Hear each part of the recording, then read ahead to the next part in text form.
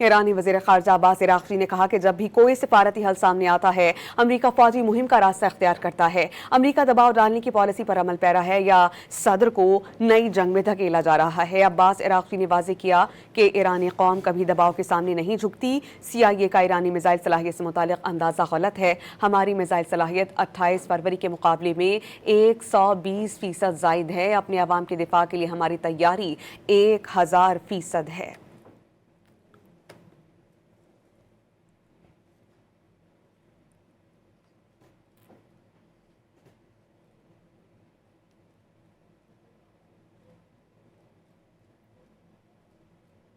ईरानी वज़ीर ख़ारजा अब्बास इराक़ची ने कहा कि जब भी कोई सिफारती हल सामने आता है, अमरीका फ़ौजी मुहिम का रास्ता इख्तियार करता है। अमरीका दबाव डालने की पॉलिसी पर अमल पैरा है या सदर को नई जंग में धकेला जा रहा है। अब्बास इराक़ची ने वाज़ेह किया कि ईरानी कौम कभी दबाव के सामने नहीं झुकती। CIA का ईरानी मिसाइल सलाहियत से मुतालिक अंदाज़ा गलत है। हमारी मिसाइल सलाहियत 28 फरवरी के मुकाबले में 120% ज़ायद है। अपने अवाम के दिफा के लिए हमारी तैयारी 1000% है।